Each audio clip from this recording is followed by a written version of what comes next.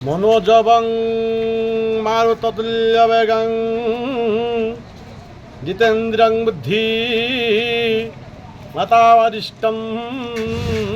नंदपुर बजरंग बालीर तृतीय वार्षिक उत्सव अनुष्ठित हो जाइछि।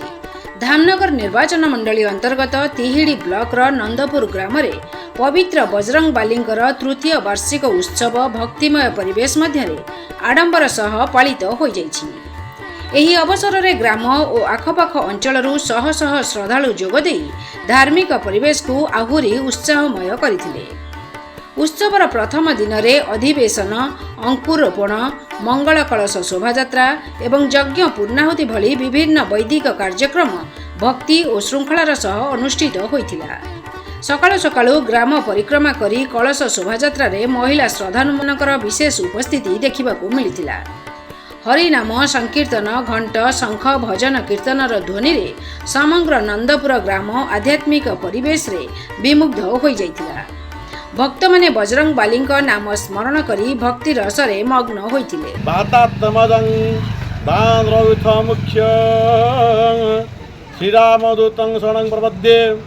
श्रीरामचंद्र भगवानଙ୍କର परम भक्त श्री हनुमान जीଙ୍କର आज ହେଉଛି जन्मोत्सव तृतीय वार्षिक पदार्पण करिछि। प्रथम वर्ष मध्य मुझे आसूँ। मो ना लक्ष्मीधर कर, ग्राम तिहिडी। मु हनुमान जयंती ये प्रभु प्रार्थना करी जे ग्राम समस्त जो गोष्ठी तथा वयस्क व्यक्ति मानकर तथा गाँव बाधा दूर करूँ। तांकर ये जन्मोत्सव प्रतिवर्ष पालन हो।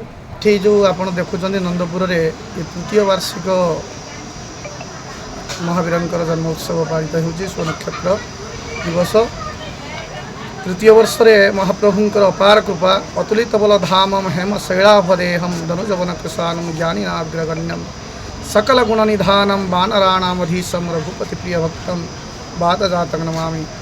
अनंत बलवंत बजरंगबलींकर अशेष कृपा मर्यादा पुरुषोत्तम श्रीरामचंद्र महाप्रभुंकर कृपारु ये नंदपुर समस्त ग्रामवासी आवाल वृद्ध वनिता सतस्तत्र एठारे घट उत्तोलन करा जाए। 3 वर्ष है धूमधाम रे पालित हो। ए वर्ष तृतीय वर्ष काली आमर अंकुरारोपण होई आज सकाळु कलश शोभायात्रा प्रारंभ होइतिले। आज अग्नाधिवास और काली महाप्रभुंकर सहस्रा आहुति सहित सुंदरकांड व्यवस्था रही। ता सहित सर्वदेवादेवींकर पूजन अर्चन महाप्रभु करुणा वरुणालय प्रभु सीतारामंकर षोडशोपचार पूजन महाप्रभुंकर अनंत बलवंत बजरंगबलींकर षोडशोपचार आजोपचार पूजन सहित पूर्णाहुति पुनस्सरण काली व्यवस्था रही। समस्त एठिकार ग्रामवासी समस्त आमर जे कर्ता अच्छा सहित समस्त उनको मिलीमिशी कार्य संपन्न होई। जय श्यावर रामचंद्र की जय, पवन सूत हनुमान की जय। जाओ आमर महाप्रभु श्रीरामंकर हनुमान जयंती रे जाओ अवसर रे आमर 3 वर्ष है आरंभ हो जाइए। जाओ आम बहुत दुख कष्ट करी अनुष्ठान को आम गोटे तैयारी कर प्रभुंकर आशीर्वाद रे बहुत लोग भी ध्यान आरोग्य भी होती आम ये हनुमान प्रत्येक कली जुग प्रत्यक्ष देवता जाऊ यही देवता पाई आम गाँव में उन्नति भी किसी समस्त मंगल कामना भी बहुत भी माने बहुत लोग भी भल भी होती।